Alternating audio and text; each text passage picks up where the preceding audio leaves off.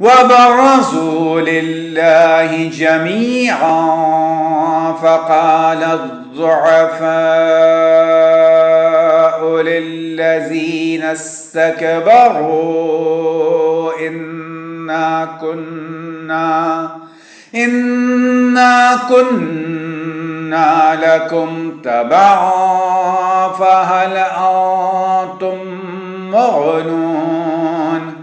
فهل أنتم مغنون عنا من عذاب الله من شيء قالوا لو هدانا الله لهديناكم سواء علينا أجزعنا أم